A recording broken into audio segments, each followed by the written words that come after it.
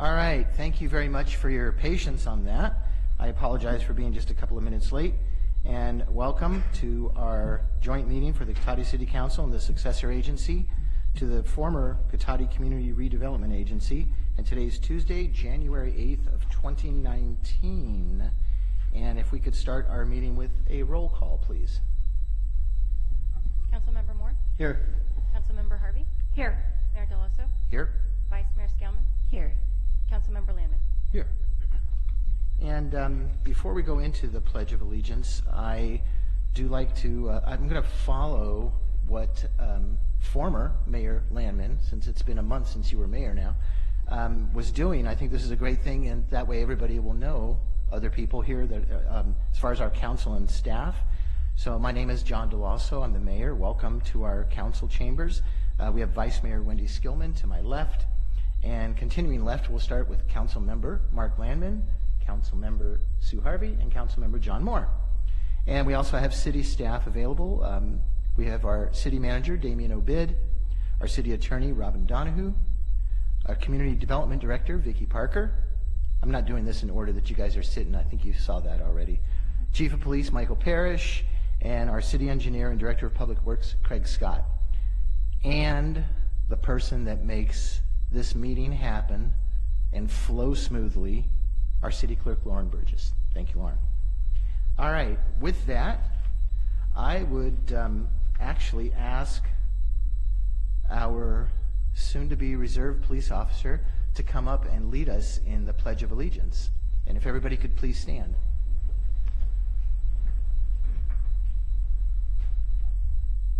I pledge allegiance to the flag of the United States of America and to the republic for which it stands, one nation, under God, indivisible, with liberty and justice for all.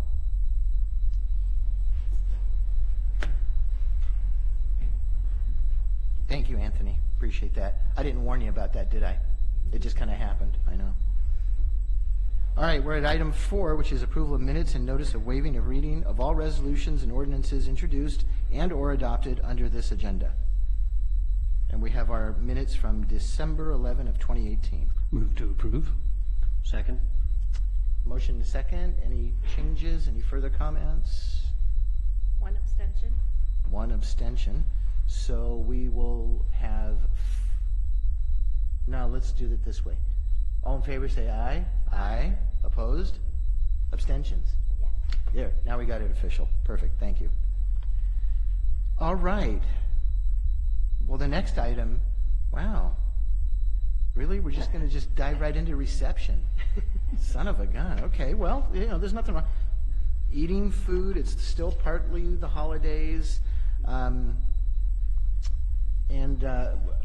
mean, is this my opportunity to say some things about it? Okay, good, good.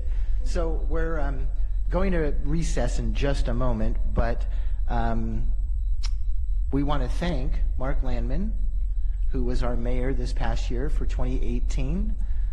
Mark has been mayor twice now, if I'm not mistaken, and it's an interesting position. It's not a position of power. It's been made very clear by the 4 council members sitting to my side that it's not a position of power, so I understand that, and I accept that. Thank you very much.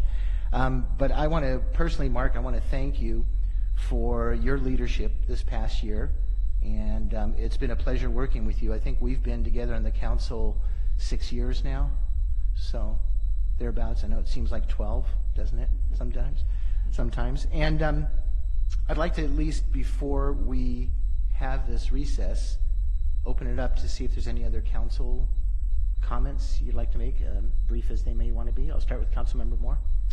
I think it's been a pleasure working with Councilmember Landman, and I think he did a commendable job as mayor, and hopefully the future mayors can follow in those big shoes. Councilmember Harvey. Yes, Mark, thank you for your leadership last year. It was a pleasure, and I think you did a really good job. And at times, I know that you felt a little constrained, and you were awesome at working through that. So I commend you on that and wish you all the best in your next 4 years. Vice Mayor Skillman. So I'll just echo what everybody else said. It was a real pleasure having you at the helm for this last year and keeping us on track and just sort of maintaining order. And so really appreciate all of the hard work and extra effort that goes into that position. So thank you. Yes, I will look at you and acknowledge you, and I'll allow you to speak. Correct. Mr. Mayor, if I might, Yes, indeed. it's fun to be on the other side. And thank you all very much. I'll be brief because I got to make some outgoing comments at our last meeting when we had our vote for our new mayor and new vice mayor. But I will just say I'm very grateful. This is something that is kind of a once-in-a-lifetime opportunity. And how lucky am I? I've got to do it twice, so that's really remarkable. And I wouldn't have been able to do it without, number one, the support of the community. Thank you all very much for the faith you placed in me.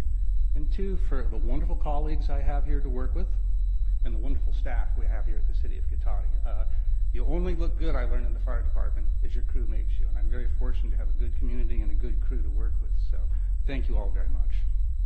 And with that, Mark, we have this lovely plaque, and I think it would behoove us, if a staff member has their iPhone ready, that we'll go out front, take a quick picture, and then we will break and recess for some treats. Then we'll come back for some more city business.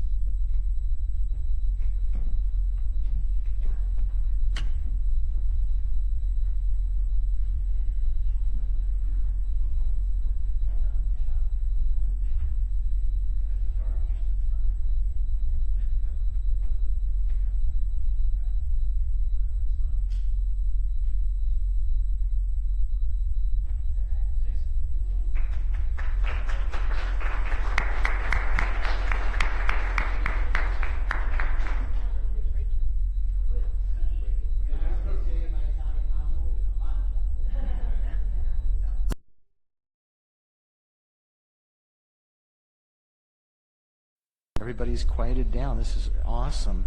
We're going to go into now item 6, which is announcements. Meeting orientation for new attendees and viewers.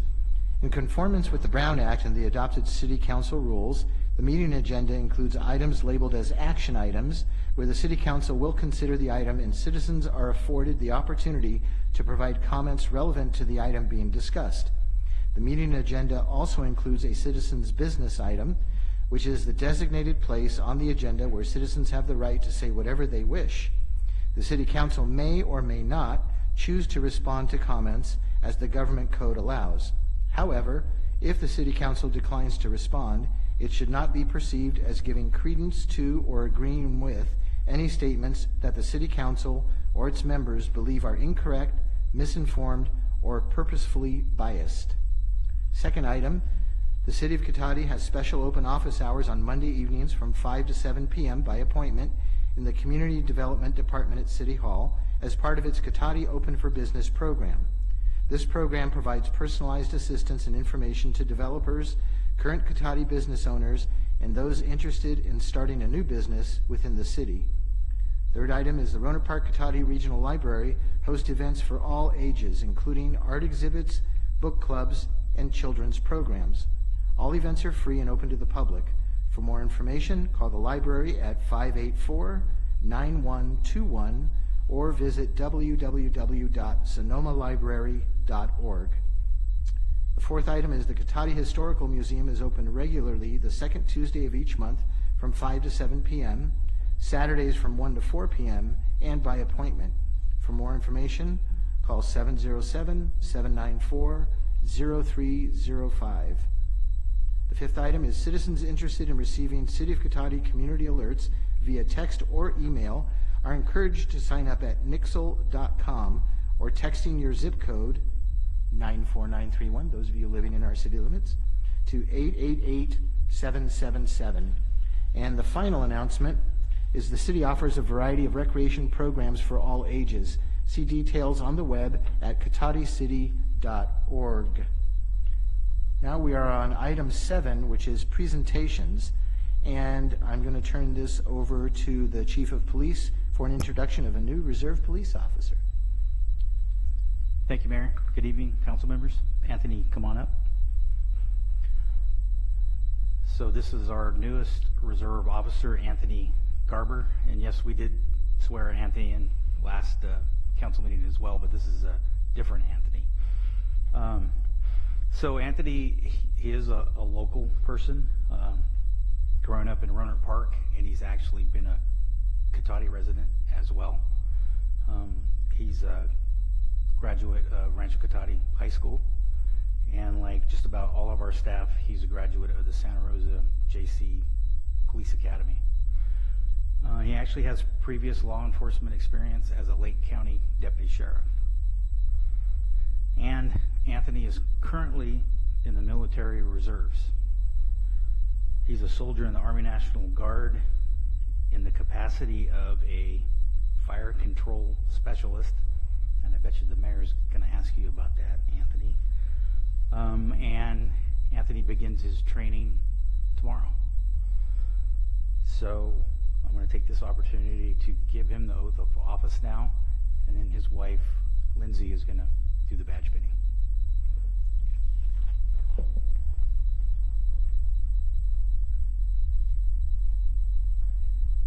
Raise your right hand. Repeat after me.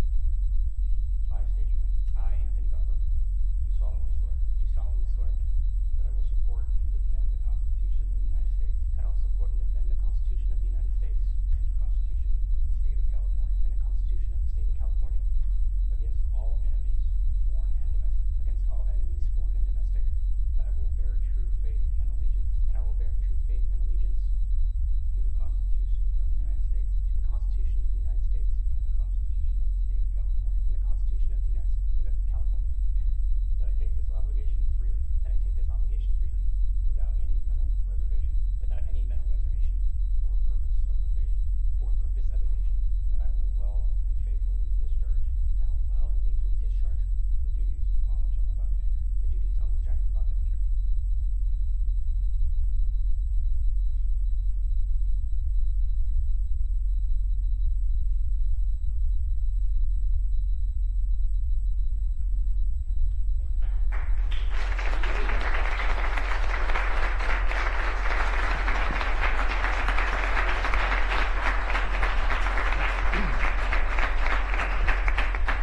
All right, so Anthony, weight of the world is now off your shoulders. You already got a smile on your face.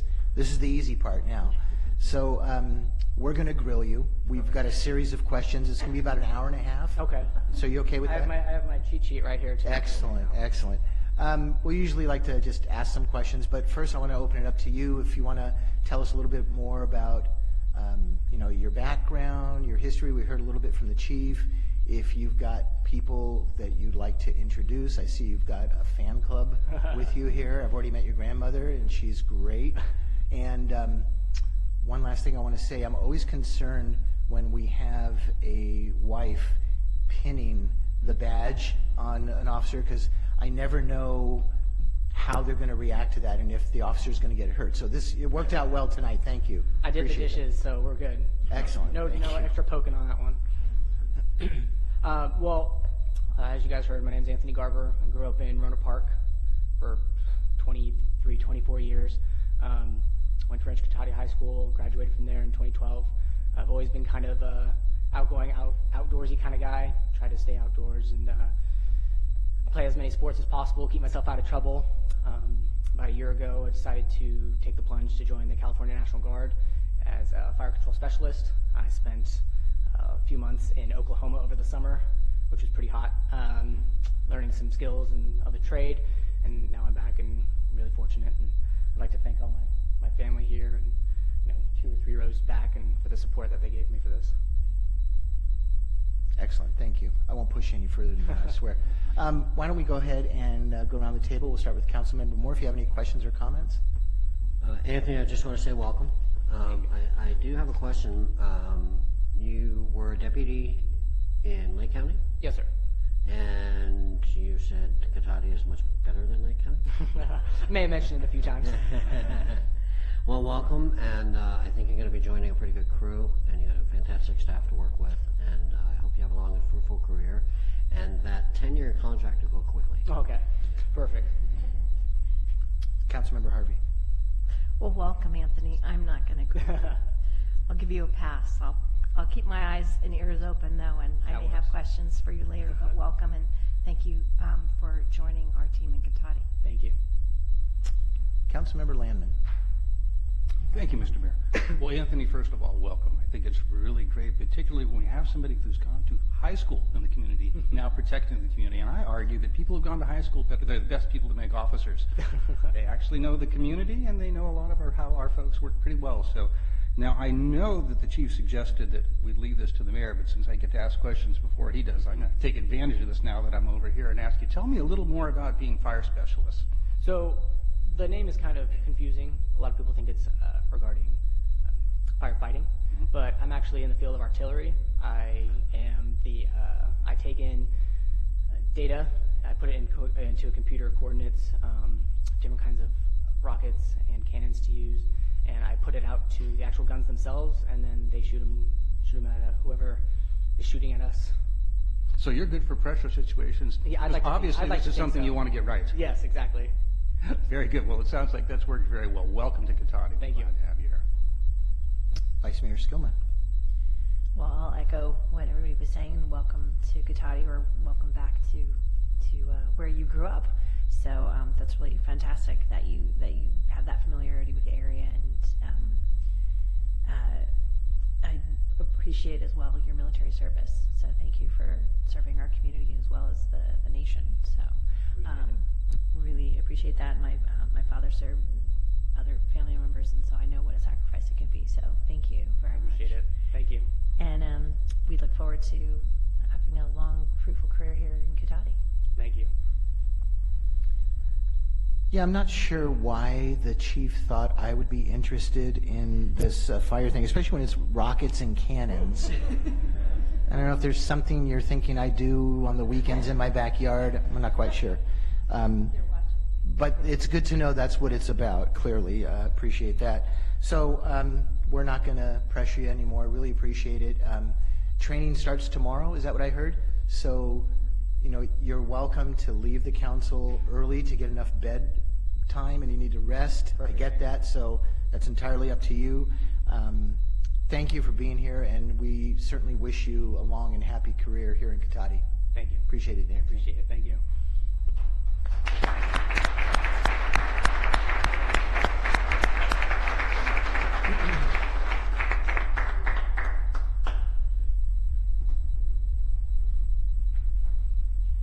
I'm just keeping an eye on the crowd to see if they're going to start filtering out or not. Which is fine if you do. I'm not going to hold that against you. You're free to go then, absolutely. It's a great reason.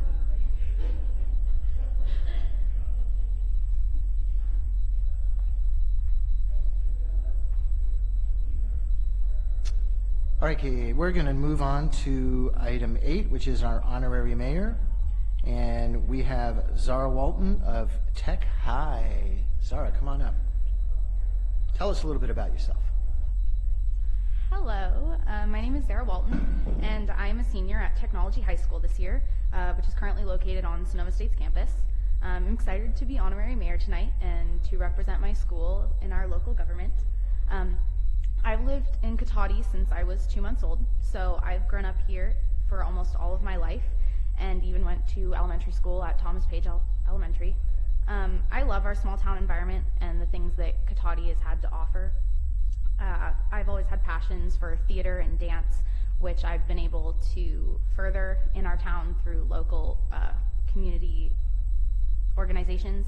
And I've also had passions in soccer, which I've been able to further through my school. We actually won NCS Division III championships this last fall, which is pretty exciting. As for my future passions, I really enjoy marine biology and conservation, which I hope to further at college this fall, where I study. I just finished all my college applications, so I'm unsure as to where I'm going, but I'm excited for the future, and I look forward to gaining skills that I can hopefully bring back and share with my community. Thank you. That's excellent. Thank you very much. And I'm going to apologize because I even asked you, how do you pronounce your name? Is it Zara. Zara or Zara? And you clearly told me Zara like Sarah. I wrote it down and I said, welcome, Zara. You know, it's amazing. But there you go. First meeting, it's going downhill in a rapid hurry. why don't we see if we have any questions from any of the council members? I'll start with Councilmember Landman this time. All right, well, first of all, very pleased. I'm looking at the audience, I'm listening to the name, I'm listening to the school you went to. I'm guessing we have a West Side honorary mayor from West Side of Catadia. Yes, right indeed. on. Glad to see it. That's a good thing. Tell me a little more about the marine biology. How did that become something of interest to you? Well, my grandparents live in Hawaii on the Big Island, so we've been visiting there since I was younger, and I've always liked the ocean and swimming and turtles and all that fun stuff. And then my mom got me the opportunity to go out to the Bodega Marine Laboratory and volunteer with them and work with baby elephant seals. And I've always loved animals, and I just really have a passion for saving them. So, Perfect. Yeah. Well, good to hear. It sounds very exciting. Very nice to meet you, Zara. you too. Microphone's off, sorry. Vice Mayor Skillman. Well, nice to see you. I introduced myself with a quick break that we had there. So you did a really good job. It's a lot of pressure having all these people staring at your back and having us up here in this very formal setting. So very good job with your presentation. So thank you. And I was interested with your theater and dance background just because I have sort of an artistic background myself. But did you get a chance to do any of the like audit classes at SSU or anything like that? When I haven't. Both my parents have art degrees in art, like dance and fine arts. So I've always had an appreciation for theater, and my aunt worked on cruise ships and did some Broadway stuff. So I've just, I love science. I go to a science, technology, STEM school, but I also appreciate the arts. And so being able to do that through dance and theater has been really nice. That's great. No, it's good to have that balance. Mhm. So good for you, and it bodes well for your future too that you've got both sides of the brain going. So good job. Thank you. Excellent. Councilmember Harvey. Well, welcome. Thank you for being our honorary mayor. You may or may not know, but our recreation department has some children's theater productions that are put on. So at some point, if you have some spare time, I'm sure that they can always use assistance like yours. I know you may go off to college, but if you happen to be around, that is something that the kids' productions are really wonderful. And it sounds like you like working with young animals, probably young kids too, I'm guessing. But thank you for being our honorary mayor. Thank you. Thank you. Councilmember Moore.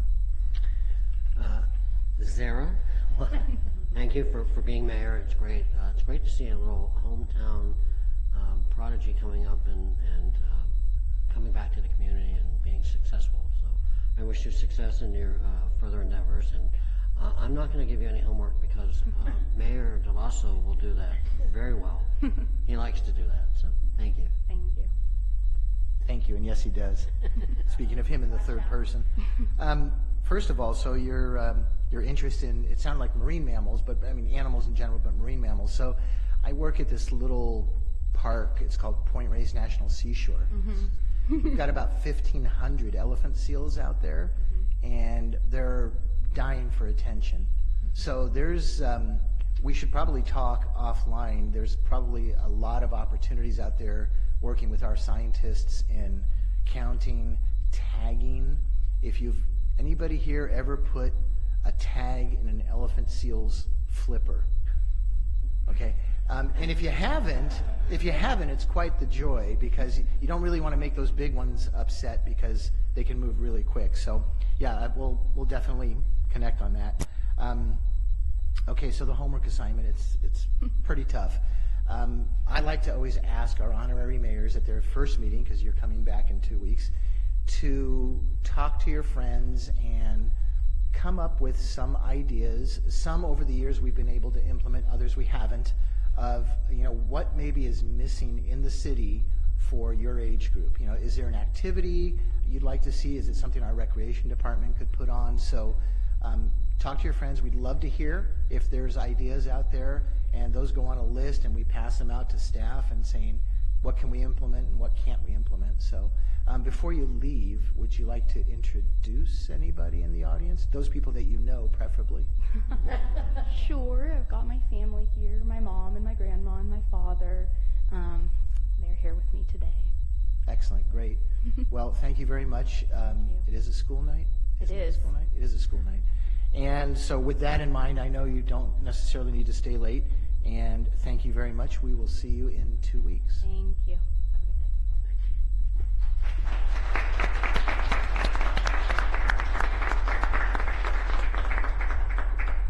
All right, we'll move on to item 9 on our agenda, which is approval of final agenda. Do we have any changes? Thank you, Mayor. No proposed changes. Thank you very much. Now we'll move to item 10, which is citizens' business and public comment for consent calendar items. Any member of the public wishing to speak to the council on any item or items listed on the consent calendar or any matter or matters not listed on the agenda that are within the subject matter jurisdiction of the council may do so at this time. Pursuant to the Brown Act, the council is not allowed to consider issues or take action on any item not listed on the agenda during this period. Pursuant to City Council Policy 2017-02, comments of any member of the public are normally restricted to a total of 3 minutes in length per person for matters not on the agenda, and a total of 3 minutes per person in length for any and all items on the consent calendar. The mayor may extend the time limit for a reasonable time where a disability accommodation has been requested. I have no speaker cards, but is there anybody who would like to? Yes, Ms. Alderman. First, I'd like you to acknowledge that there was a statement put for the George Barrick, despite I did have a limited power of attorney to speak for him. Okay, I'd like to say thank you, Miss Walton. She lives across the street, but we hardly ever see each other. So it's great to see you, representative of our neighborhood. I wanted to talk about the lack of services. My friend is homeless. She lives in Cotati. She's out there tonight in the rain. You can't even, in the cold, you can't even open a storm shelter. You won't put the homeless on the agenda. This has been going on for 3 years. How long are you going to keep ignoring that there's? Mr. Moore said there was one homeless person last council meeting. There is one visible homeless person to the count. There are at least dozens of people who are have temporary shelter or couch surfing. There's lots of students. There's people that are temporarily. All that count does is count the obviously homeless. Yes, we don't have them roaming our streets, but we don't. But they are out there, and you won't even acknowledge them after 3 years.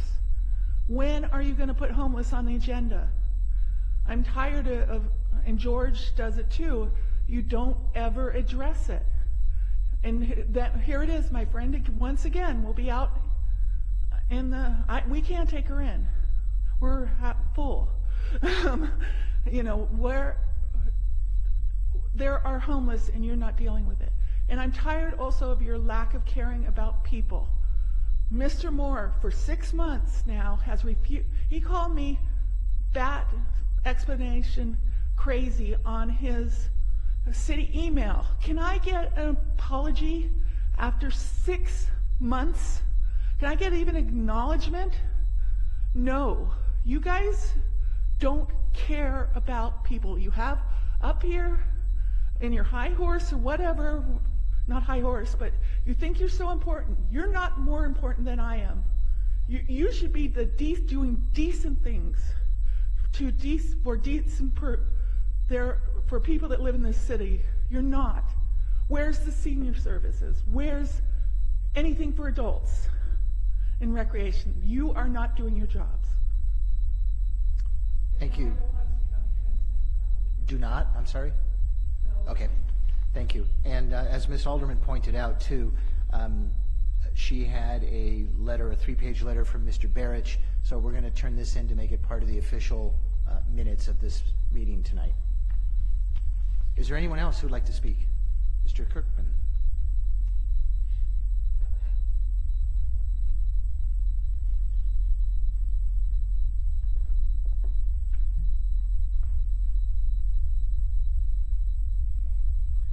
Thank you. Excuse me. I have two items I want to address this evening. First of all, I appreciate that we're hiring people from Rohnert Park to serve us. I very much appreciated the representative from Tech High, local person. Mayor Deloso, you asked her to survey her friends and find out what you could do to improve things for a selective group and essentially improve the city. I've asked you repeatedly to do what Rohnert Park does and survey everybody in Cotati. It would be easy for you to simply duplicate their survey or pick and choose what you think is reasonable. It's their third year of having a survey. You choose not to generate anything from the public except for a few workshops for selective things like cannabis. It would be nice to, with your water bill or simply with the newspaper, have an open survey where you might hear from some people other than every 4 years when you folks, some of you canvass and knock on doors.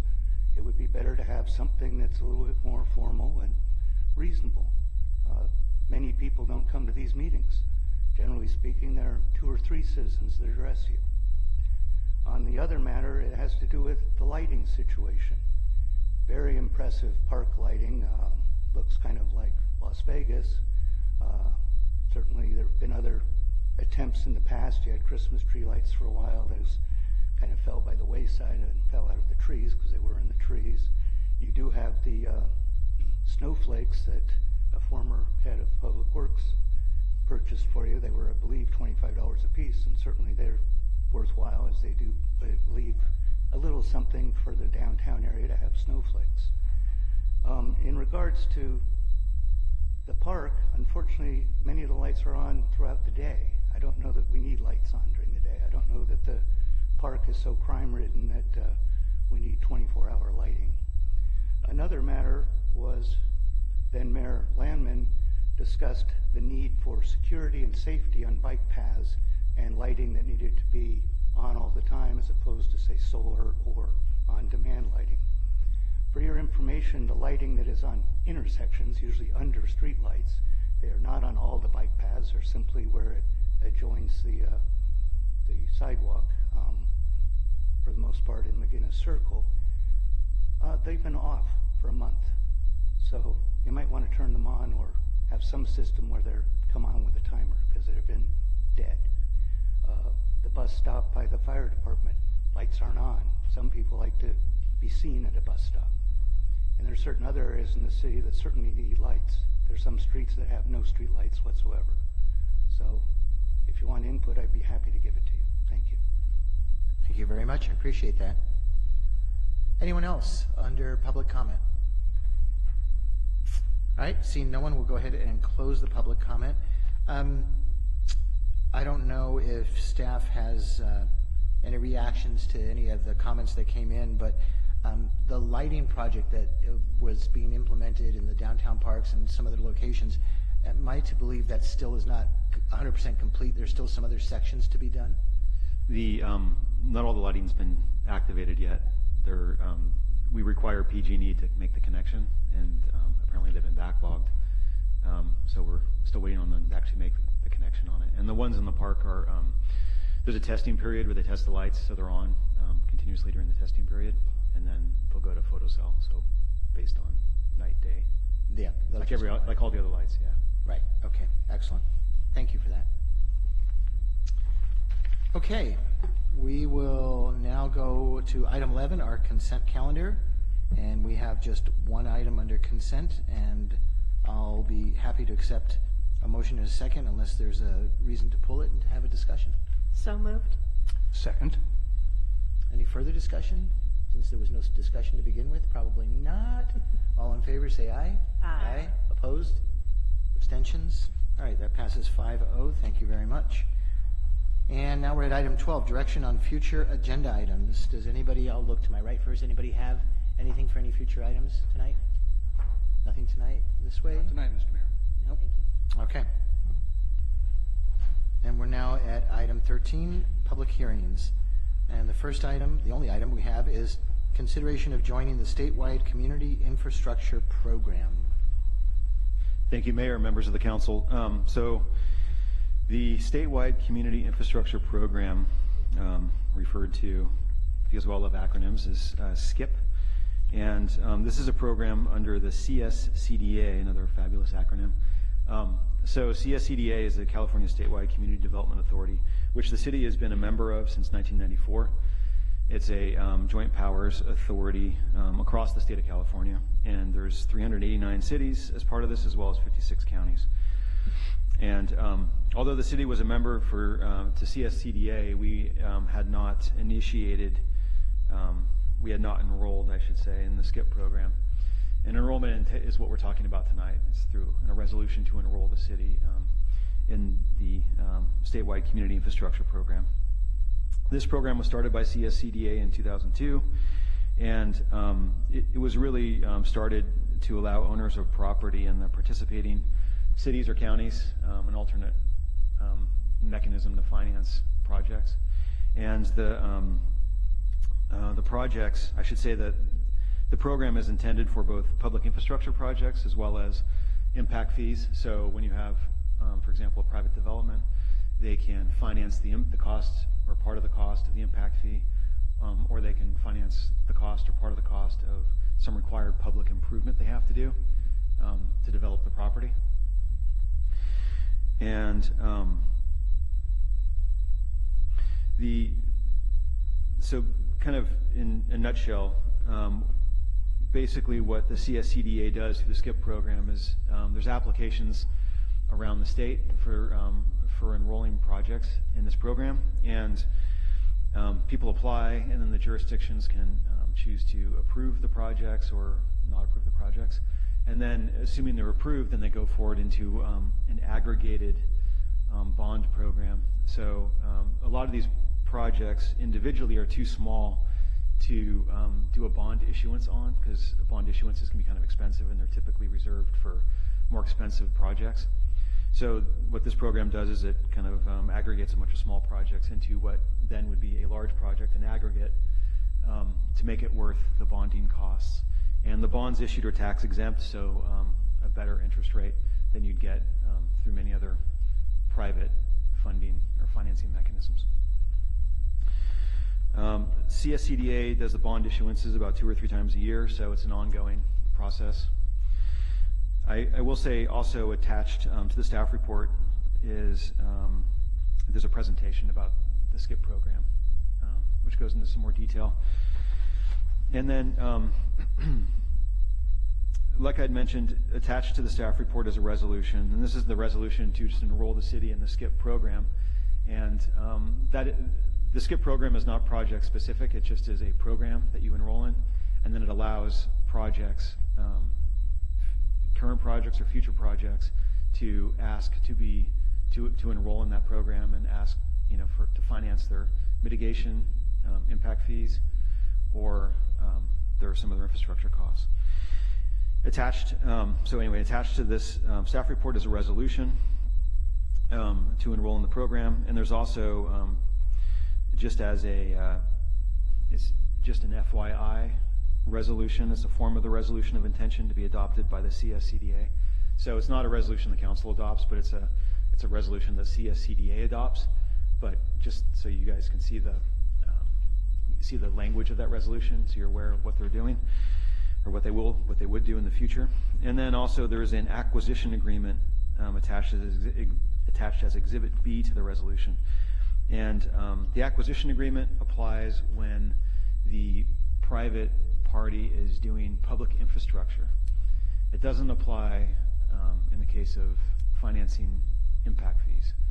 So the acquisition agreement, as you see in the action, is you would be approving the form of that agreement.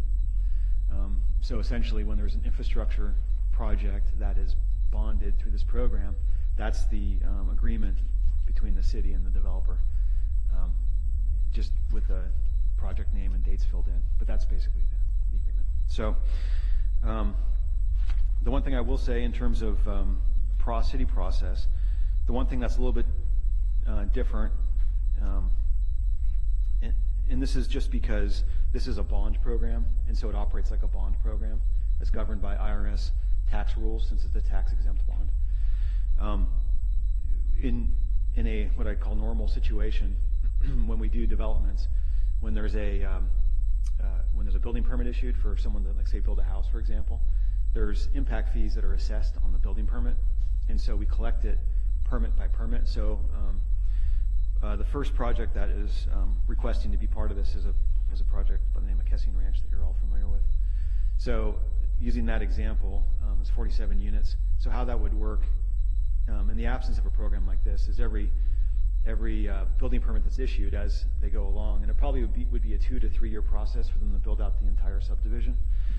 We'd collect impact fees locally in our, at the city level, with each unit that's issued, each building permit that's issued. With a program like this, because they issue the bonds, then the bonds are issued up front at the start of the project, and all that bonded impact fee money would be available basically as soon as the bond is issued. So from the city perspective, it would be all available up front.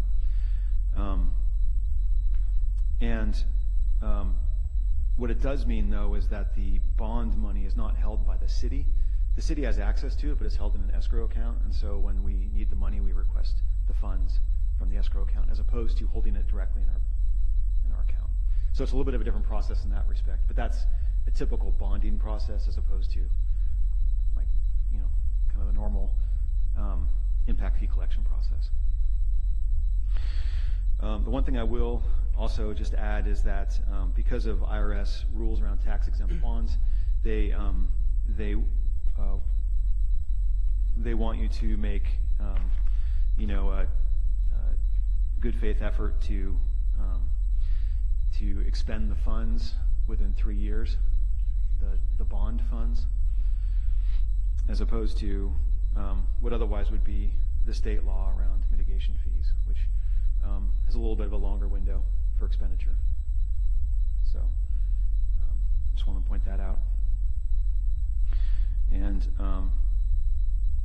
I guess with that, I'll stop there and open it up if you guys have any questions on anything particular. Thanks. Okay, great, thank you. Are there any questions for staff? Councilmember Harvey. Could you talk to me a little bit about why the affordable units are excluded? Notice in the discussion in here it says that those units are excluded. I mean, they still have infrastructure, so I'm a little confused by that. Yeah, they do.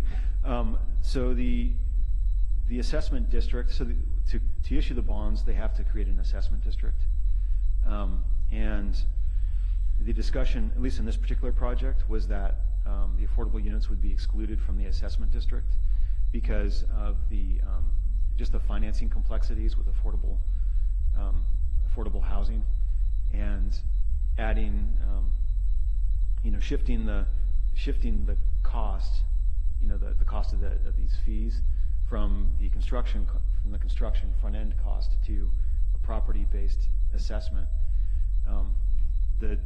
The feeling is that it would be another property assessment that would be harder to qualify and for people in the lower income units to manage.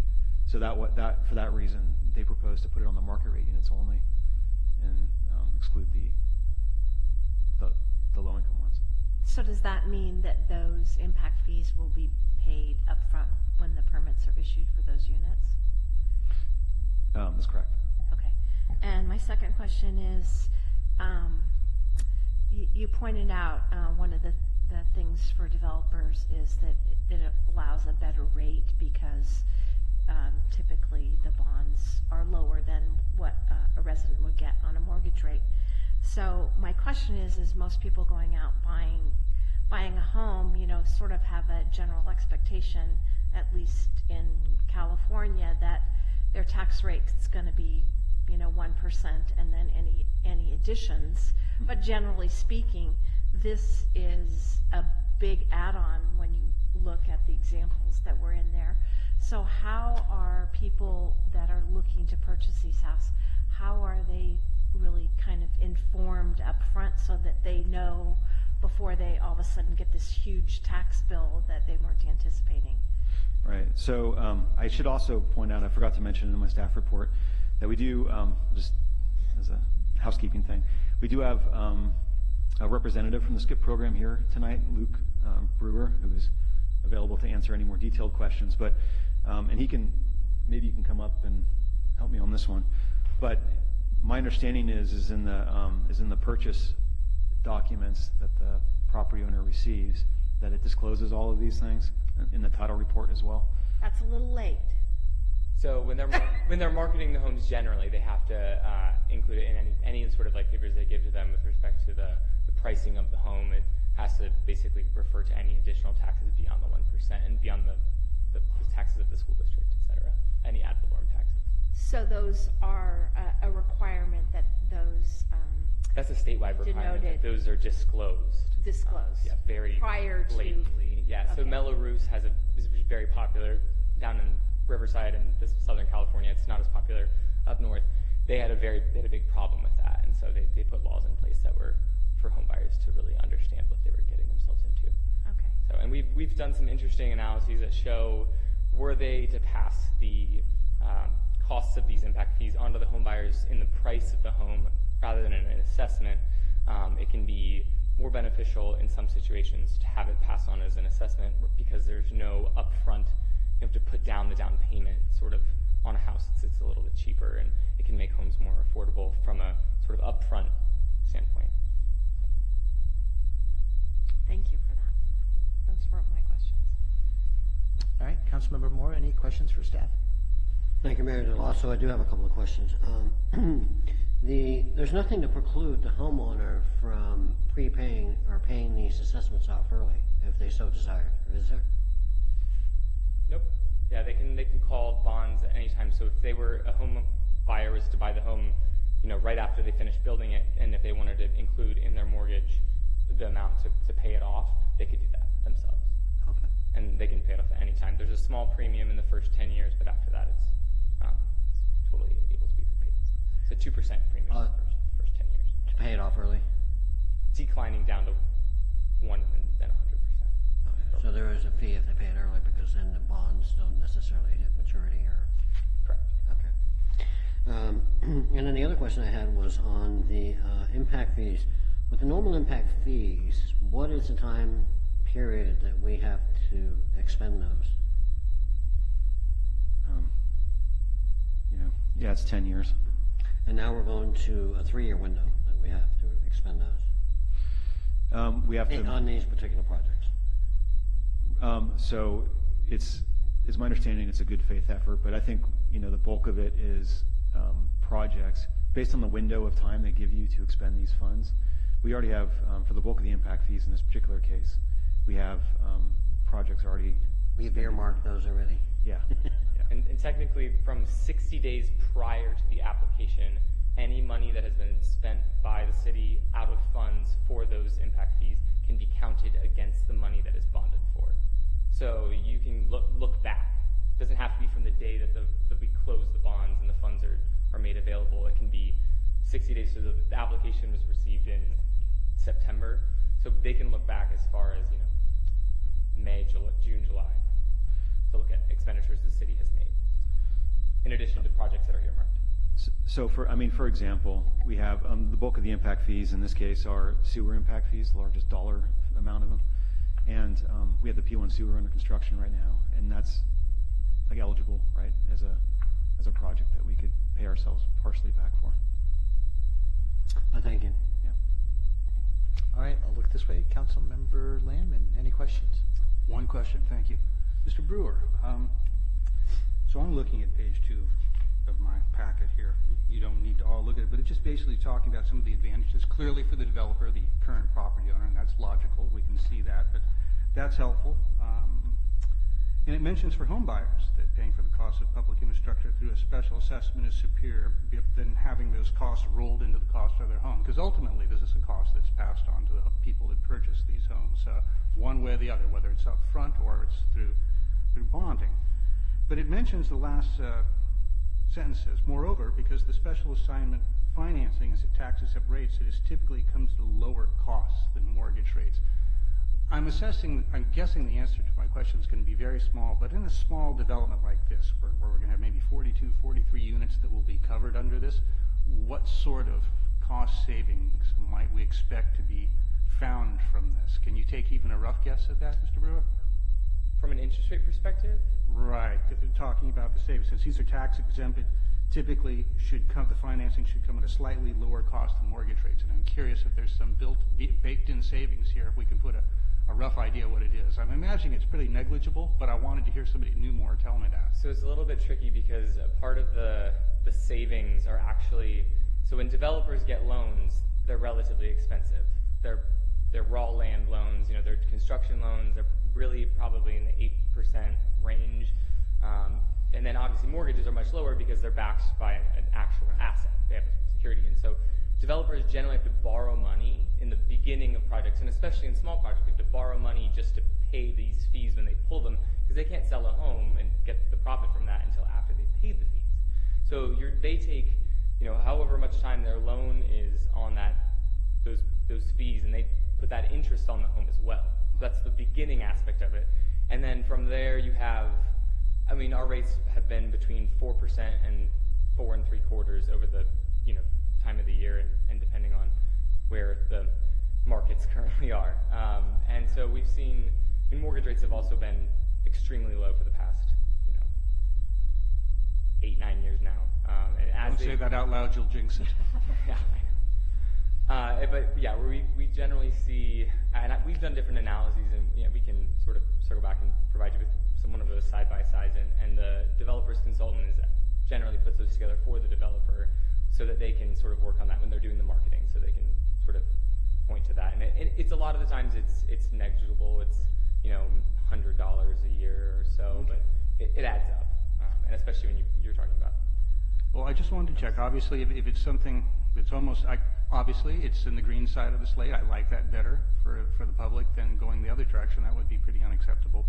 But I was just curious, if it was large, I was going to ask you, what's the methodology to make sure that this small savings is truly passed on to the consumer? Because, are you counting on just the marketplace to do that?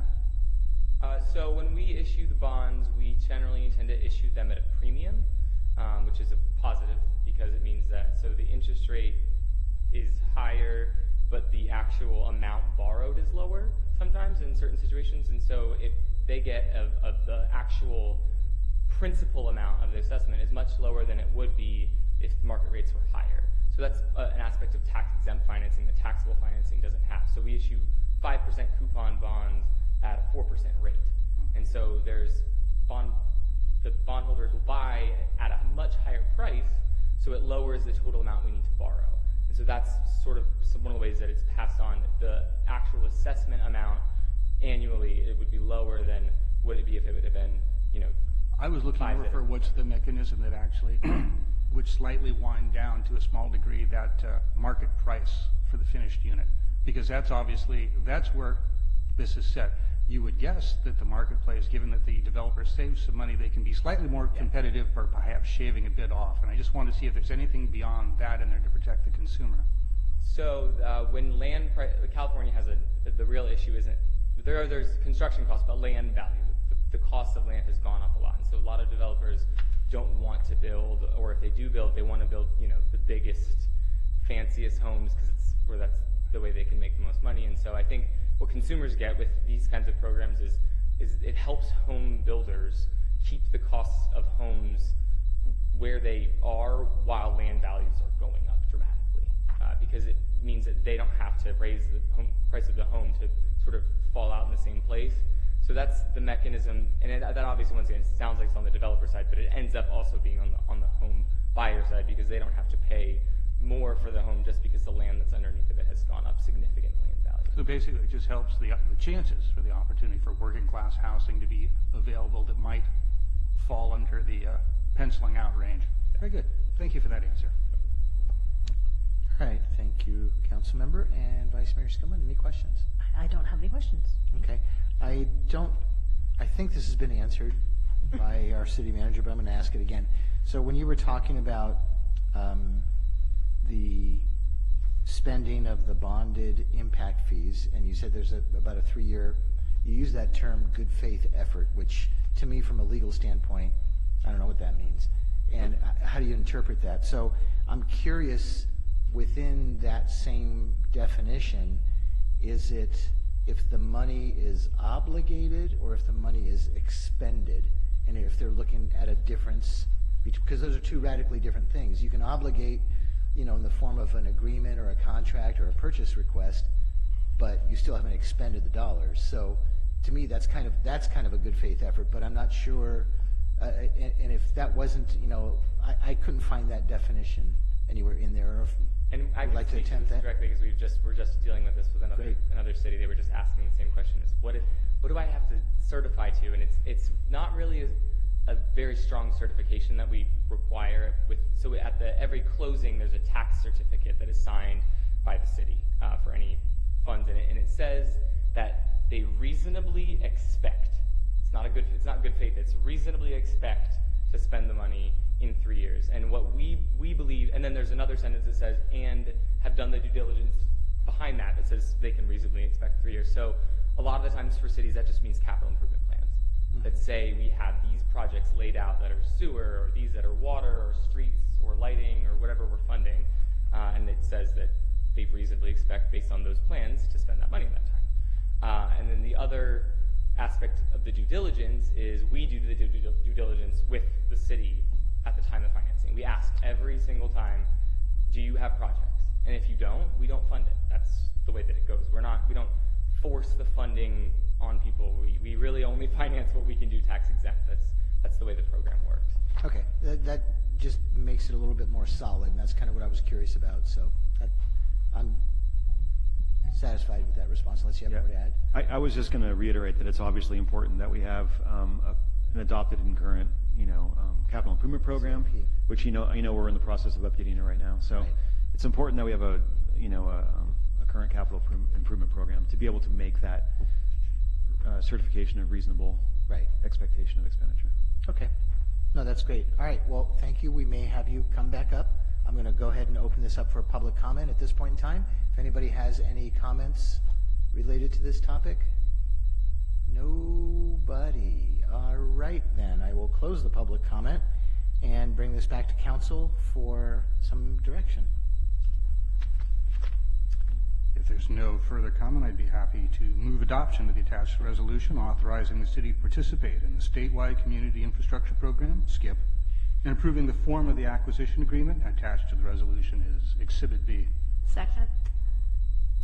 All right, I have a motion and a second. Is there any further discussion? Seeing none, all in favor say aye. Aye. Opposed? Abstentions? All right, show that's a 5-0 vote in favor. Thank you very much. We will now move to item 14 of our regular agenda, which is the Measure G annual report for fiscal year 2017 and 2018.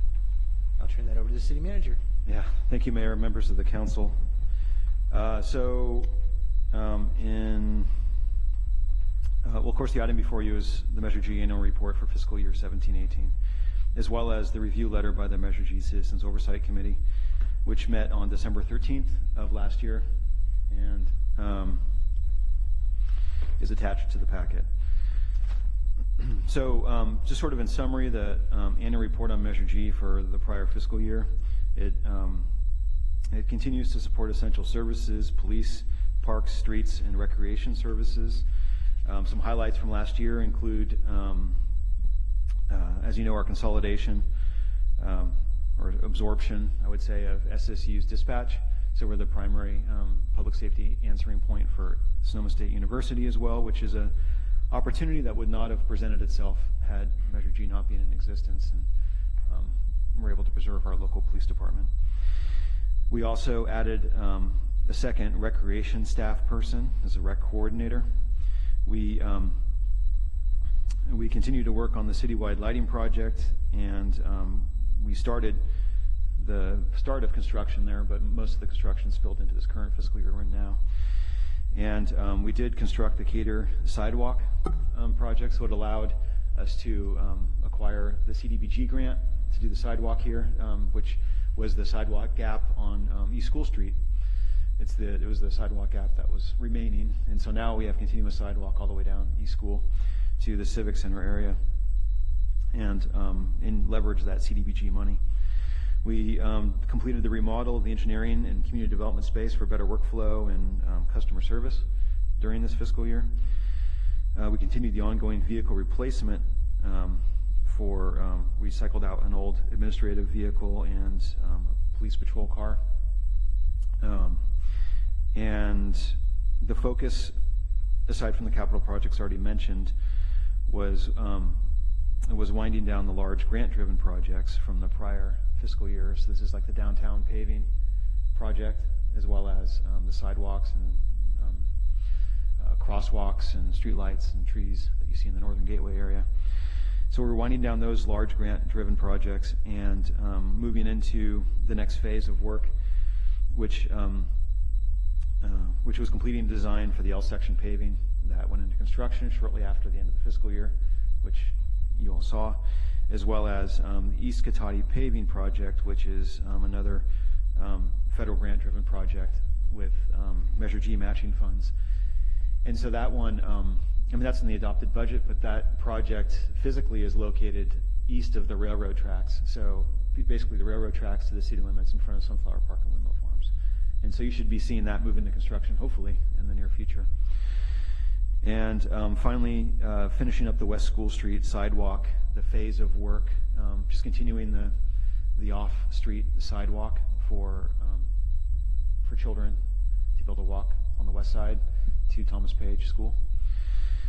And I'll just wrap up by saying that, as you all know, Measure G allows for 100% of this revenue to stay local, unlike the other sources of revenue that the city has.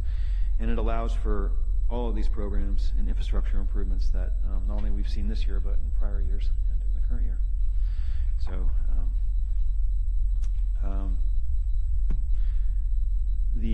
as I mentioned earlier, the letter from the Oversight Committee is attached, and they found the expenditures consistent with Measure G, and I'd be happy to answer any questions. Great, thank you.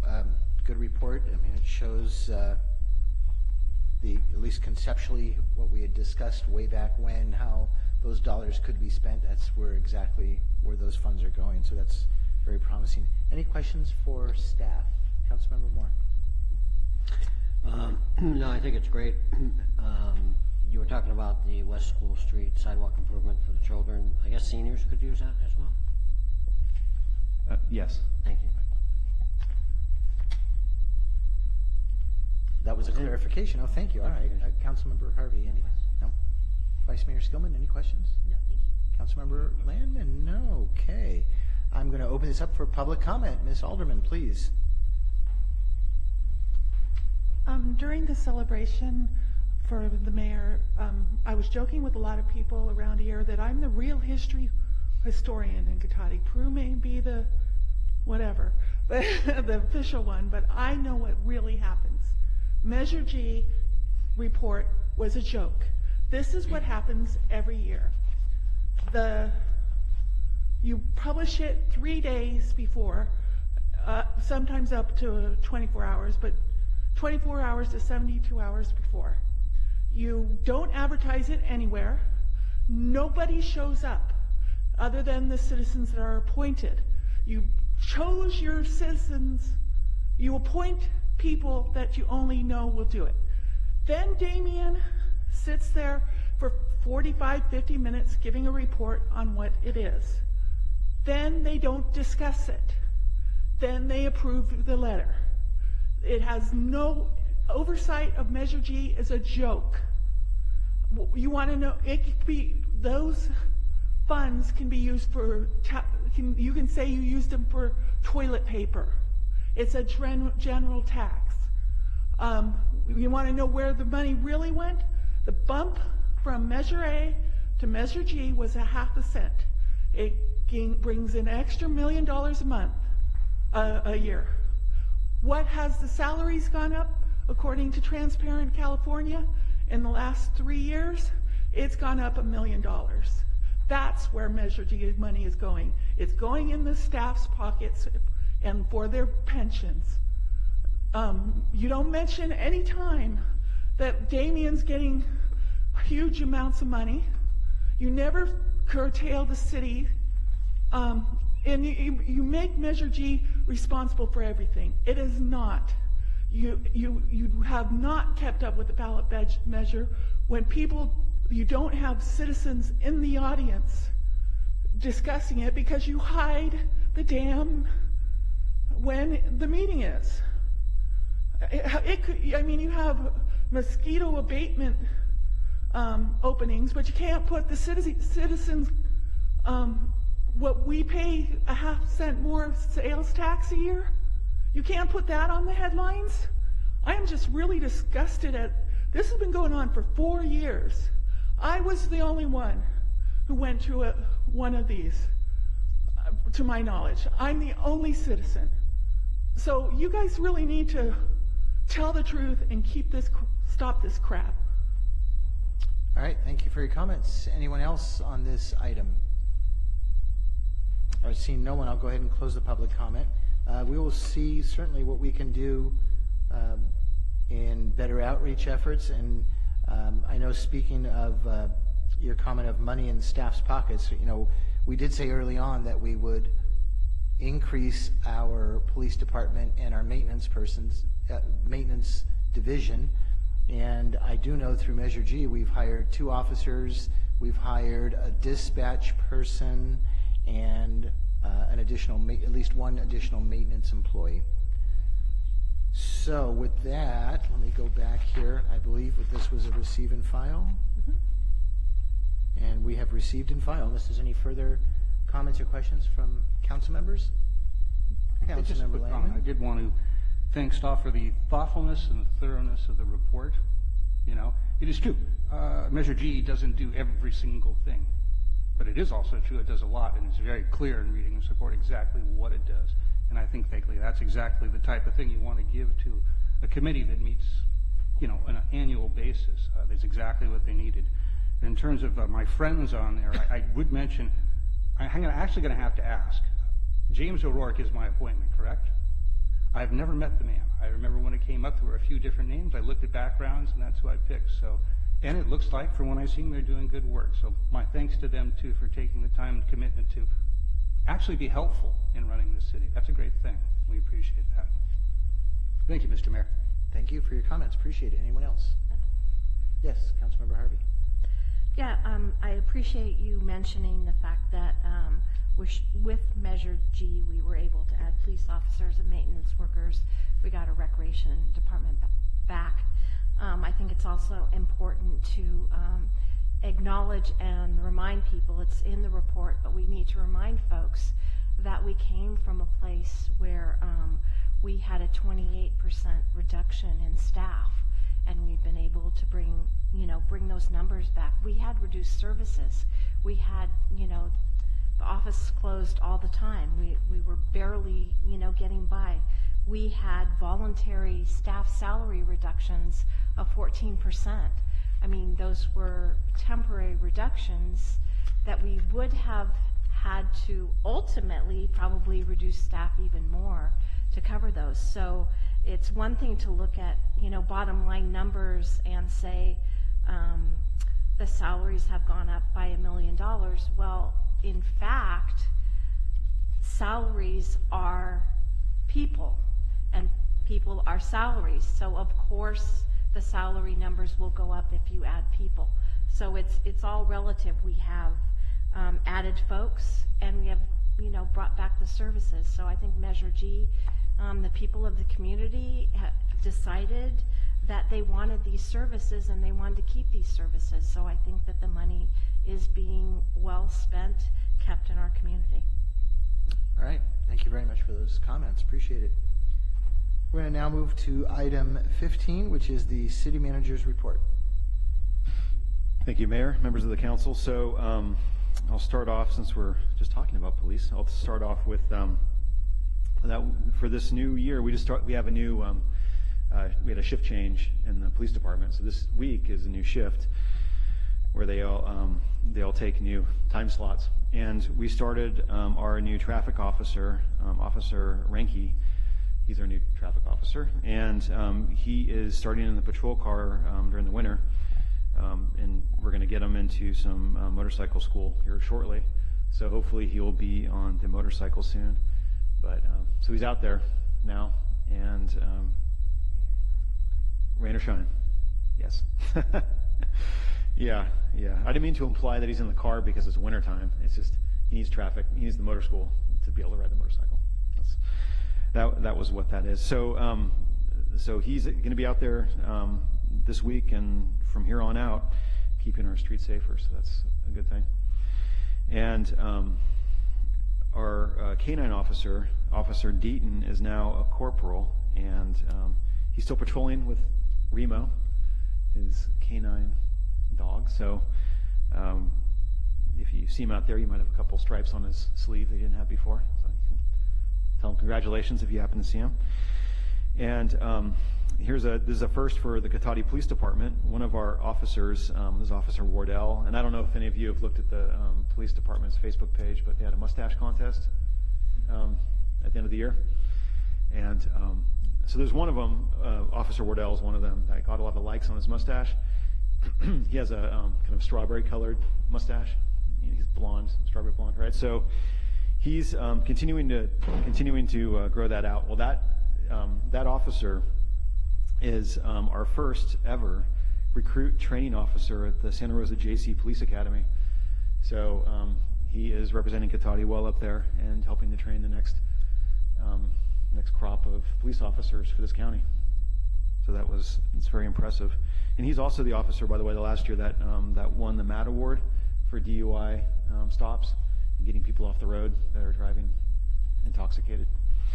So he's doing a lot of great work. And then just to catch up on some stuff from the holiday, we had our successful toy drive and delivery that we do with the Rotary Club as well as Rancho Adobe Fire. And on December 22nd, we were delivering toys in the patrol cars and fire trucks to families in Cotati, Rohnert Park, and Pengrove. This is the continuation of that annual event. And a lot of lucky kids got presents that day. And then we had a couple cocoa. So we have coffee with a cop, right? But not everyone is suited for caffeine, especially people that are young, especially my children. Caffeine's not a good idea. So we also have a program for them that we started in this wintertime. We had Cocoa with the Cop, and we were out there at Thomas Page Academy and met children. We have a bunch of programs out there where we're meeting with the police and the teachers and the principal and running various things. But this particular thing was kind of a meet and greet, kind of like the Coffee with the Cop, but with kids. And we also had Cocoa with Santa next door at the police station. The day before, we had our Breakfast with Santa event, and the Santa mysteriously resembled one of our police sergeants who read Cop's Christmas to the kids. So it might not have been the real Santa, but don't worry. Anyway, that was another fun event. And then finally, at Thomas Page Academy, we delivered shoes for all the children there in partnership with New Hope Church on East Cotati Avenue. They had gotten a grant through a shoe company, and they had asked our assistance in that, so our police department partnered with them and did all the measuring of all their feet earlier in the November, I think, is when it was, or maybe early December. And then they delivered shoes to everyone right before Christmas there. So that was great. On construction updates, night work is continuing on the sewer main on Highway 116, and it's currently, as you see by the plating in the highway out there, it's between the northbound off-ramp and Orwood Highway at this time. And it's currently expected this will be complete in February, weather permitting. When it rains, they don't do any work. So it's going to be, with the forecasted weather in the next week or so, it's going to be kind of slow out there, but they continue when they can to do the night work just to stay out of people's way during the daytime when it's busy. And then the lighting project, as we already talked about that, but we're continuing to wait on PG&E to activate some other lights, and hopefully that'll wrap up soon. And then on the recreation front, on Saturday, December 13th, we hosted our third sold-out Breakfast with Santa event, And guests had a great time visiting Santa, having a pancake breakfast, and making crafts in a fully decorated gingerbread house classroom. We had a classroom that was all decked out like a gingerbread house. It was pretty cool. And we had two sessions. We had two breakfast sessions, and we had 193 registered participants. And that doesn't include children who don't count as registered participants, like under the 2-year-olds and lower. So we had a lot of babies too. It was very busy. It was super fun, and it's actually one of my daughter's favorite events. She likes to hand out cocoa to kids and make it extra chocolatey, I think. I don't know. So we expect that to continue and evolve next year, and we're working on that. During the past 2 weeks, while schools were on break, this is after Christmas, New Year's time frame, when people have to go back to work because Christmas is over, and but their kids' school isn't back in session yet. We hosted a Camp Cotati winter break camp, and we had 17 participants in the first week and 26 in the second week. And the campers got to spend time making making friends, creating crafts, and playing outside. And we spent one day at La Plaza Park and another at Veranda Folletti, where the campers got to learn about the animals on the property. Thank you, Dustin. And visit a 7-day-old baby sheep and play games. It was a great 2 weeks of camp, and we look forward to hosting again during the spring break camp in March. And I've said this before, but also I'll just say it again. The Redwood Empire Food Bank is offering senior food basket at the Charles Street Village property on Charles Street, of course, to anyone 60 and up on the second Wednesday of each month from 9 to 10 a.m. So that means the next one is tomorrow morning. And you don't need to be a resident of Charles Street Village to receive food. You just need an ID to verify your age. And then on Saturday, February 16th, we'll be having our second annual Sweethearts Fairy Tale Dance for parents and their little princesses and princes. Children and families will enjoy a fancy evening of dancing, crafts, and refreshments. And so all these things you can register for on the website or over the phone, or you can just call Ashley Wilson at 665-4222 or awilson@cotadicity.org for information or questions. And, of course, follow the city's Facebook page for announcements on events and that sort of thing.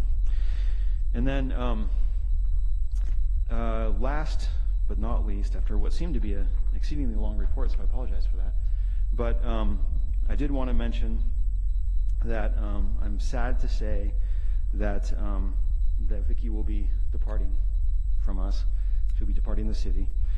And I just wanted to thank her personally for her level of professionalism and dedication that she's brought to the Community Development Department.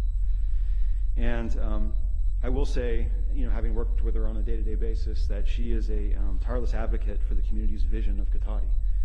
And I think it's a pretty regular occurrence, especially in community development, where someone has some fabulous idea that would be totally contrary to what the community would want.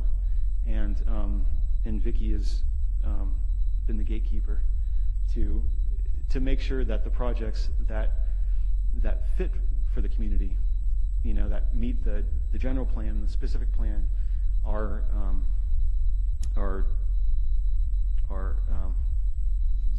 that they're brought through the process in an efficient and professional way, and then and the ones that have maybe different ideas are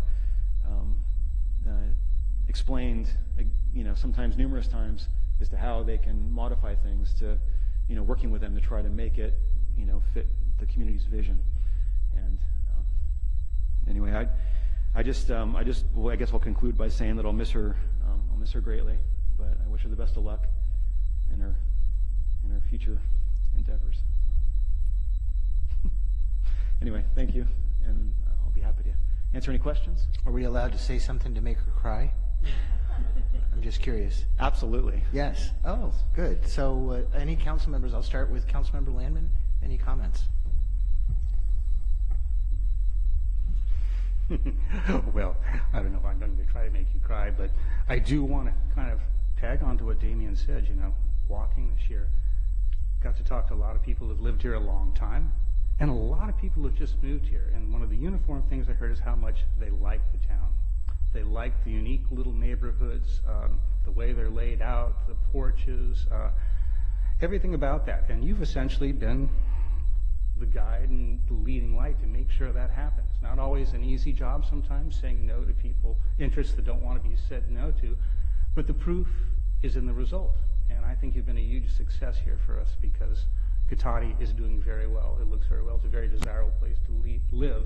And that's largely a result of the work you've put on here. So we're very grateful for that.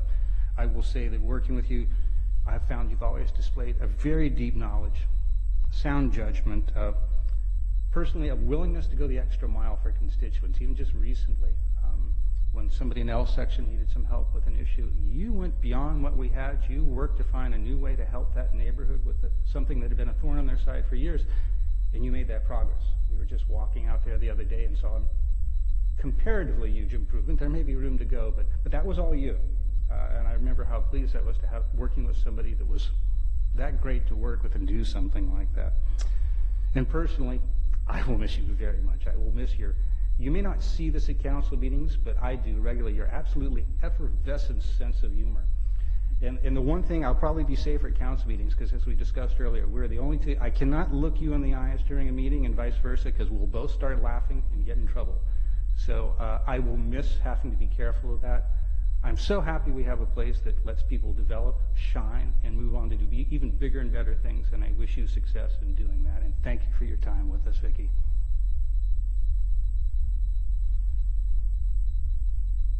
Wow, that was really good. I know. Do you want to follow that? I don't want to follow. Okay. Really? I'll try.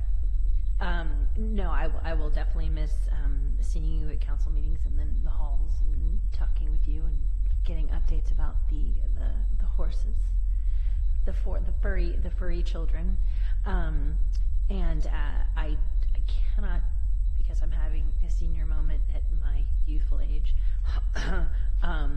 I can't remember if I brought this up at the last meeting, but I got a note end of November that I got from somebody who they now live in Alaska, but they came back to visit with his wife, and he commented, and I'll share this with you because I know that you're a big part of this, but also with my fellow council members. They said that they were so pleased to see the old school still being put to use and all the new businesses that were here in town, and they said that, even though they live far away, Cotati has been and will always be my home. Thank you for sustaining such a vibrant community, and we look forward to visiting again. So even folks who no longer live here can come back and appreciate that we've still maintained that small town charm that so many people find to be their number one priority. And just wanted to share that note with you because I think you've been a large part of that during your tenure here with Cotati, and want to wish you good luck with your future endeavors. Thank you very much, Vice Mayor. Councilmember Moore, any words? Certainly. I haven't even said anything yet, and you're laughing. I think you've been a tremendous asset to the community. Coming in at a time when it was not easy with the economic downturn and recession that we experienced, and have stayed true to the vision of the general plan and the specific plans, as Mark has indicated. You've always carried the task with great integrity and with a good sense of humor, and realizing that you have to have a thick skin in a position like you're at, especially dealing with people like council members like us. And I think you've done admirably, and I think that our loss is going to be your future's gain. So thank you so much for serving. Councilmember Harvey. Vicki. Well, I too will miss you, as was alluded to in Damien and Mark's comments. You really did grasp what the community wanted. I can remember all of the sessions around the general plan update. I mean, some of those were pretty crazy, and you listened to what people had to say, and you developed a plan to implement those ideas and thoughts. Speaking of crazy council members, I more than once have brought in something someone wanted to do, or something someone needed, or something I'd seen, and you always found a way to either set me straight or to help make the situation different. I agree, you have a great sense of humor, and very professional with what you do. You opened the Cotati Open for Business program. We didn't have that. A lot of people appreciated that. You visited businesses to see what you could help with the businesses. And I agree with Councilmember Moore that your success in your new endeavor is really our loss and their asset. And I will miss you, occasionally getting together with you at different events and learning about your horses and other things. But I hope you'll come back and visit us, and I hope to see you around town. But good luck, and we will definitely miss you. Oh, my turn. I haven't. Oh no, I can make her cry if I really wanted to. Actually, Councilmember Harvey kind of stole my thunder because I too was going to say Vicky, Vicky, Vicky. So I'm going to put that sentence past me now and move on to my other thoughts. And it really is your professionalism that you brought not just to City Hall but certainly to the Community Development Department. And it's got to be a really tough thing when a developer or somebody comes in with, a really interesting sounding idea, but that idea really doesn't go with either the policy or direction that's been set by current or past councils. And so that's got to be a really difficult thing. And I know we've talked about that in the past, but you've had a very strong hand in developing what this city looks like now and what it's going to look like in the future. So as people have said, don't forget to come back and look at your handiwork, because sometimes it does take time for things like that to develop out. So yes, we will all miss you. We wish you the best of luck. And if there's still some more cookies, you're welcome to have a cookie if you'd like. So. And I'm not putting you on the spot, since this was the city manager's report, to say anything. So we will just thank you and we'll move on for now. All right. I would just. There's say more. I thank knew you. it. I knew I couldn't get her. I couldn't. My mom would be horrified if I didn't say thank you for all those kind words. So I do want to say thank you to that. And I am going to cry, and I apologize for that lack of professionalism, but it really has been a privilege to serve you all in the Planning Commission and the Design Review, and especially this group here that we work so hard together every day. It's been my privilege to do that. Thank you. Thank you again. The pressure's now on Damien. Sorry. All right, item 17 is, no, item 16. I almost skipped over that. Sorry, City Council member reports. Let's go to my right. We'll start with Councilmember Moore. I don't know if I like this seat over here.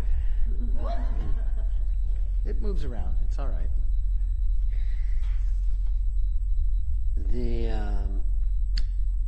In looking at the departure of our community development director and the relationship that she had with the Chamber of Commerce, I just referenced that tonight at our meeting, and we had the big gasp of, oh no!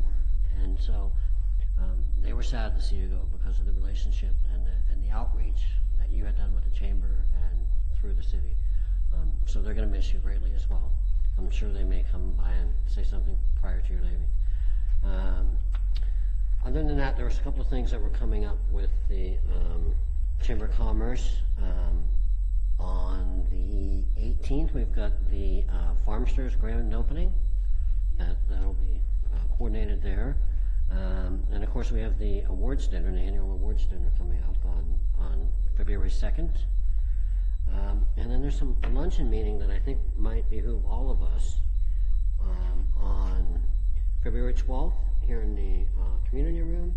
And the speaker is going to be Chester Santos, and he gives information and guidelines on memory.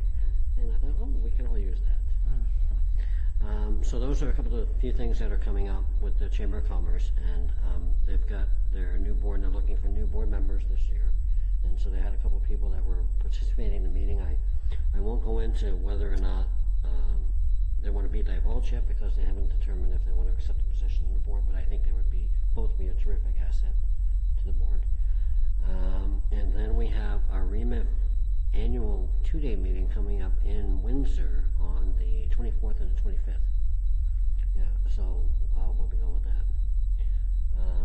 Other than that, I think I did participate with Mayor DeLasso on the California Homemakers Food Drive, which I think went very well.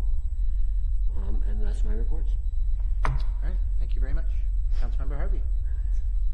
Okay, the only thing that I have to report on is December 19th was the Sonoma County Waste Management Agency meeting.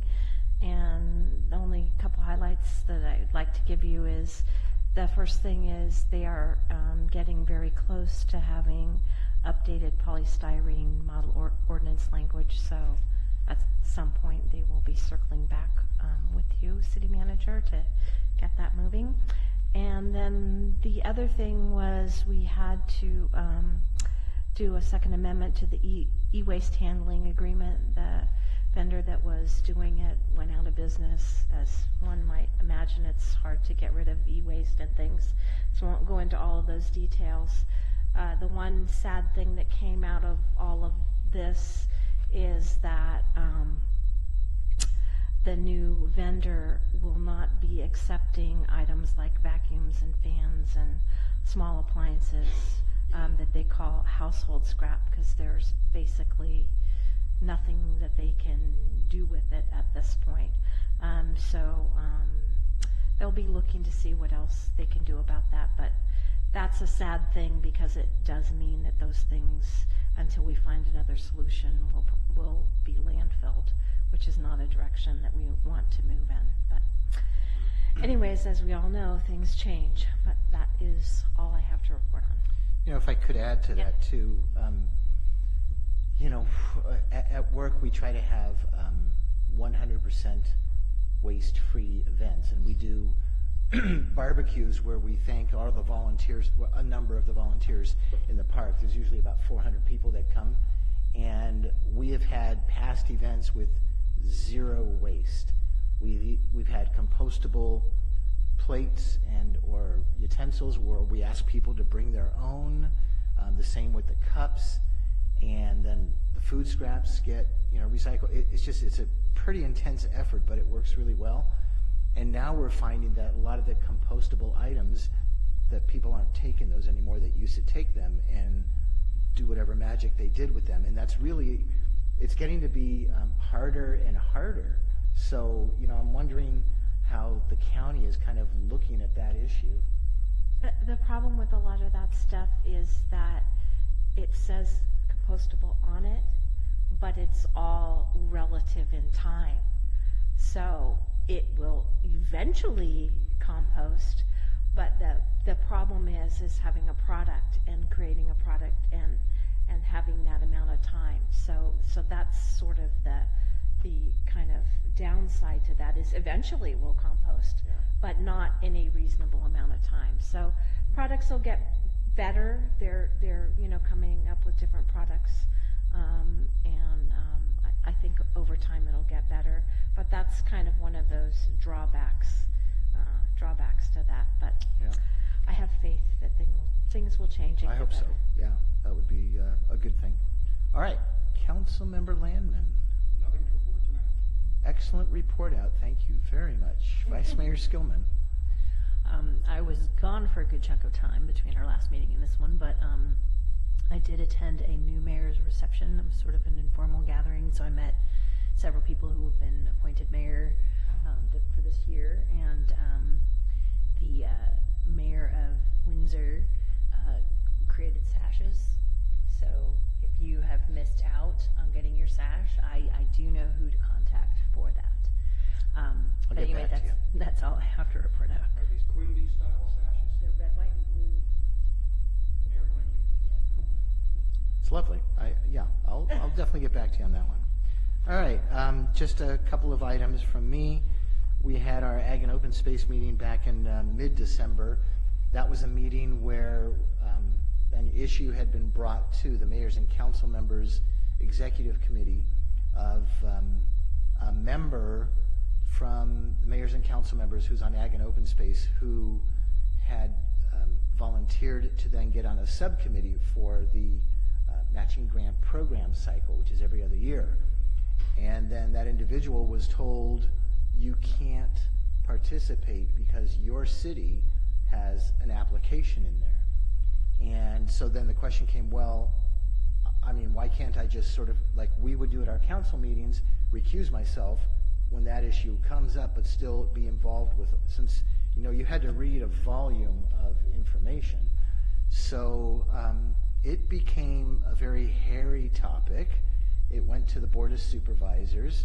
They weighed in. So we brought this to our last meeting, and as chair, my words of wisdom were that, and I wrote it down so I could read it right that night, that we have an opportunity to look at an issue and see what, if any, changes we might recommend to the board, which is the Board of Supervisors, and to have a productive conversation. I literally went around the room, person by person, from every committee member, including our 2 youth members. We have a young man and a young woman, and they probably had just the most relevant comments out of everybody that was there, because there's people that represent environmental groups, realtors, bless you, and so it's kind of this broad group, and there's 3 appointeds that come from mayors and council members. So it was a great discussion. I didn't want any final action taken that night. I just wanted the discussion to take place and then to sit on that process for a month till we meet again, which is out in a couple of weeks. We're going to meet again, and we still may not have a resolution at that time. I mean, it's a program that's every other year. We got a little bit of time. You know, it's not like we have to have a decision right away. But I thought, so in lieu of appointing the subcommittee for the matching grant program, and the cycle to appoint subcommittees in our bylaws is in January. So I said, in lieu of doing that, why don't we wait until that cycle comes up, see what proposals come in from the different jurisdictions, then you can appoint a subcommittee or have people volunteer. And if there's a Cotati project, I would simply say, I'm out of the process. That's fine. That was me. It's okay, sorry. I really, you know, being an Italian and having a microphone, it's just a curse. All right, so that was that. The discussion will continue, and we'll see where it goes. On the 22nd, Councilmember Moore mentioned the food drive that we had over here. This was now the 5th or 6th annual food drive. We put food boxes together for about 125 needy families, and it's a great event. It's amazing how organized California Homemakers Association is and how effective they are in getting donated food from, you know, several dozen frozen turkeys and frozen hams, canned goods, fresh vegetables and fruits, and so on. So it's a great event, and I cleaned up and I was out of there by 2:30. That was awesome. That was a world's record for me. And also, several of us took part in a lighting ceremony on Gravenstein Way where we judged Christmas lights in that neighborhood. And it was during a lovely rainstorm, so our papers were, you know, by the time we got back in to look at our numbers, the papers were all like this, and you couldn't even read the numbers we did.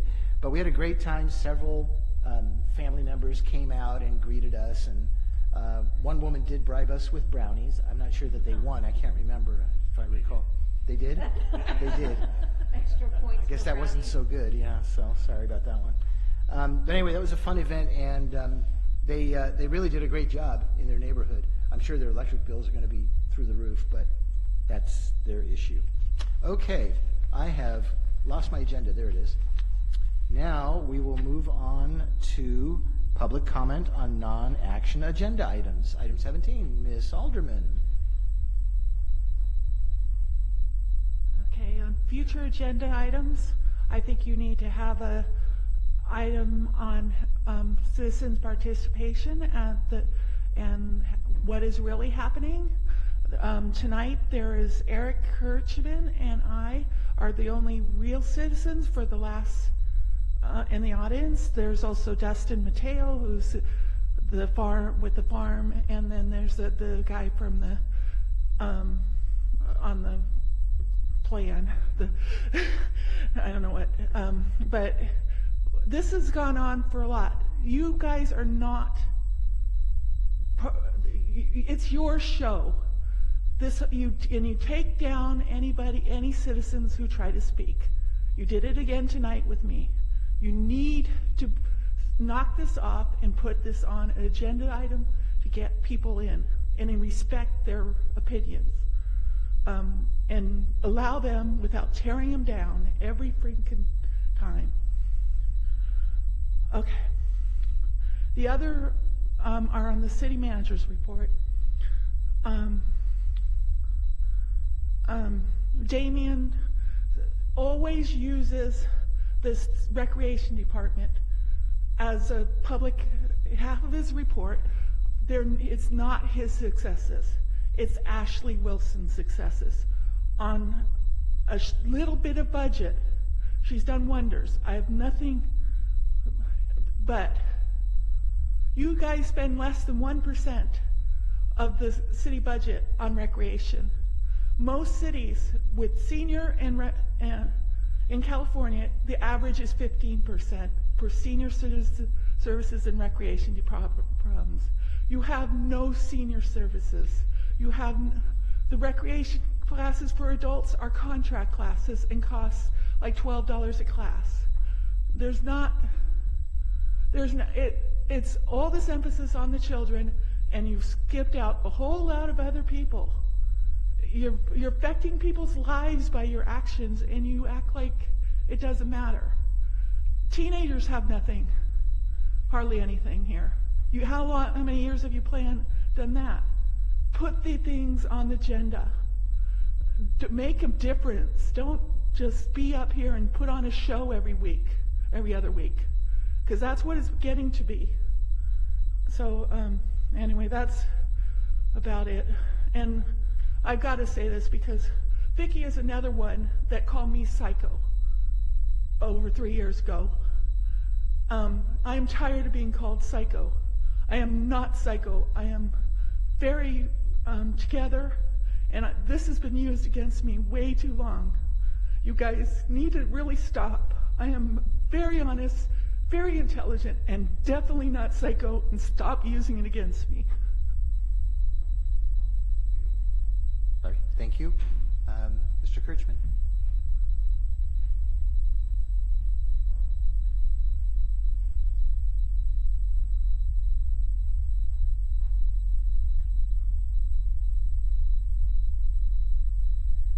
Yes, I would ask you when Ms. Walton returns at the next meeting that you ask her her opinion, and perhaps if she's gotten one from her colleagues, on the fact that she is at Sonoma State University at the Salazar building.